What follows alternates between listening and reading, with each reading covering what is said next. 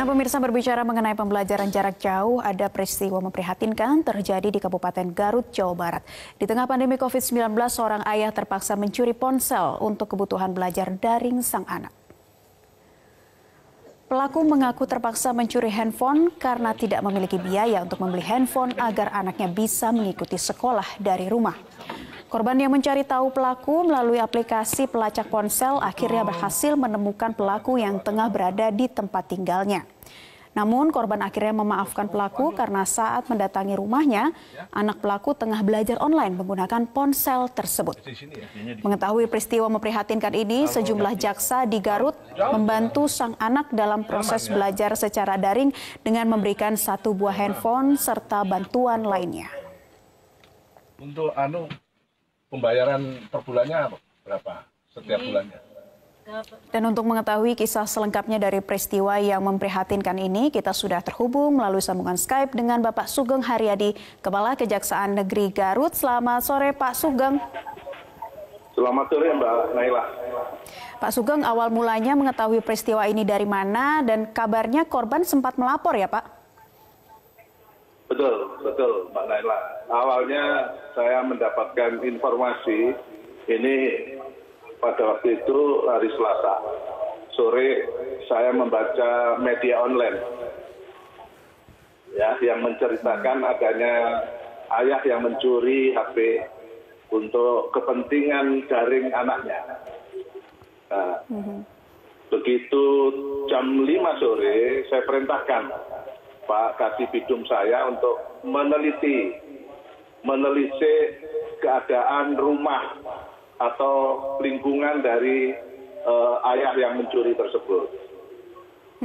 Sekitar jam 6:30 malam, itu Kasibidum saya melaporkan bahwa keadaannya sangat memprihatinkan. Jadi dia yang bersangkutan, yaitu bapak yang mencuri HP itu tinggal di sebuah gubuk atau rumah, tepatnya rumah yang kecil, sekitar 3 kali 2 meter persegi, ya nggak terlalu lebar, yang dihuni oleh 5 orang, yaitu 2 orang tua, 1 orang tua, sama 3 orang anak. Nah, pada waktu itu saya langsung perintahkan kepada Pak Kasibidum saya untuk melakukan pendekatan kepada kedua orang tua itu.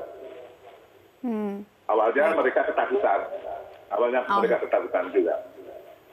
Oke, Pak. Waktu itu ada berapa tim dari Kejaksaan Negeri Garut yang berkunjung ke sana?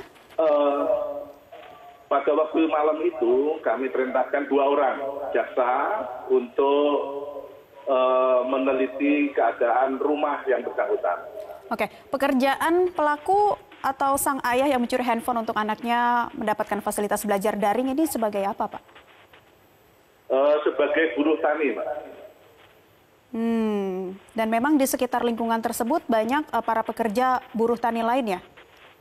Atau seperti apa? Jadi rumahnya itu kurang lebih masuk dalam lorong kecil, gang itu kecil sekali yang cukup untuk 1 orang. Kalau kita berpapasan itu harus berhenti salah satu. Itu sekitar dari jalan raya yang besar itu sekitar hampir 500 meter dari jalan raya itu. Tadi Pak Sugeng ceritakan. Iya, tadi Pak Sugeng ceritakan awalnya sempat ketakutan karena merasa bersalah telah mencuri handphone. Namun akhirnya luapan emosi atau apa yang disampaikan oleh pelaku terhadap rekan-rekan jaksa yang membantu langsung untuk memberikan fasilitas berupa handphone dan ada juga bantuan lainnya ya Pak, bisa diceritakan? Iya, pada waktu itu tim saya yaitu para jaksa saya begitu memberikan pemahaman yang mana didampingi oleh warga sekitar juga yang pada waktu itu dengan pakai bahasa Sunda menerangkan bahwa kedatangan kita untuk meneliti bukan untuk menindak yang bersangkutan. Maka dengan sangat terharu pada waktu itu tim saya juga melaporkan bahwa anaknya yang perempuan yang bernama S itu lagi belajar juga, lagi belajar. Namun pada waktu itu karena HP-nya sudah dibawa sama korban, yang punya HP, maka hari itu saya perintahkan atau malam itu saya perintahkan Pak Kasibidum untuk menyediakan 1 buah Android. Ya. Malam itu juga.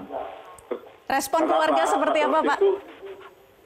Ya, sangat terharu kami melihatnya. Pada waktu itu sangat menangis ya, khususnya ibunya dan anaknya.